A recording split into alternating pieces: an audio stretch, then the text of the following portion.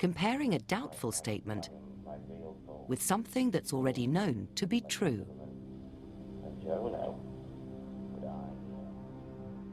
The defense conceded that Neil Entwistle had lied to cover up his wife's suicide.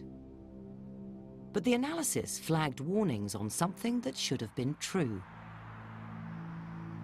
Before discovering the bodies, he said, he'd made a routine visit to a local shopping mall.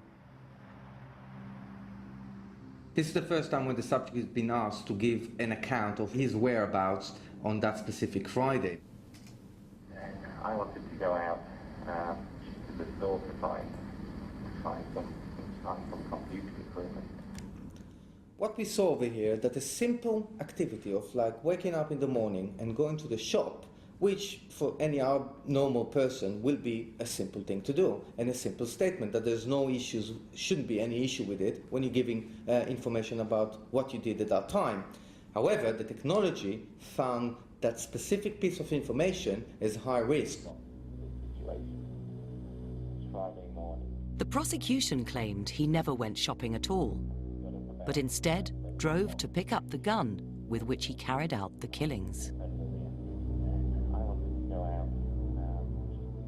Looking at the overall recording, a lot of the answers indicates that there is risk in the statements. A lot of waffling, a lot of evasion, thinking time, missing details, a lot of gap in the statement itself, which just led us to believe that something is horribly wrong with those statements and those answers given by the suspect.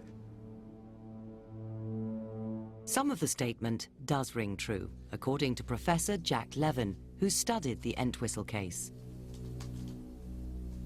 I think that Neil Entwistle is telling the truth when he said that he wanted to commit suicide, that this was a suicidal rampage, a suicidal attack.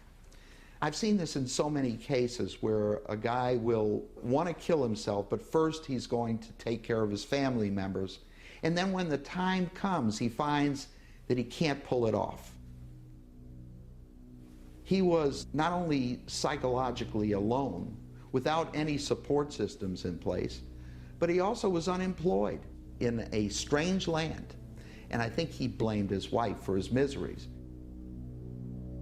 A British expert believes there are possible signs of a condition he studied in other violent criminals, the type of autism known as Asperger's syndrome.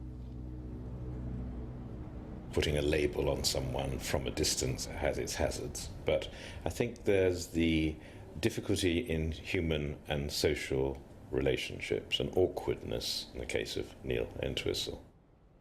Secondly, there are behavioural characteristics, not being able to pick up emotional cues, not being good at their facial expression is sometimes odd, but they can't read someone else's facial expression. They can't read a smile or a grimace or whatever.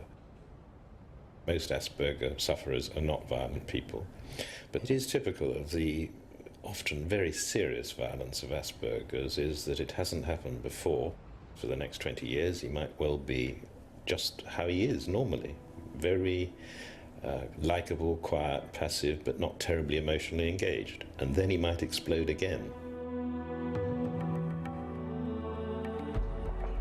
Neil Entwistle is serving twin sentences of life without parole. Barring a successful appeal, he'll die in jail. The question that remains is the one that, ironically, he raised himself right at the outset. I'm not saying you did anything. I'm asking you if I no, I mean, no, that, are you sure? Yeah, because why? Well, just, of course, that, no, why would I do that?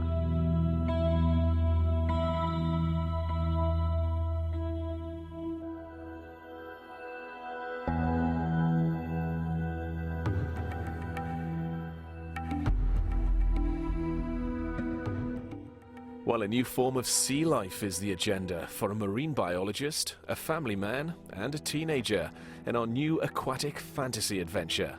Surface is next.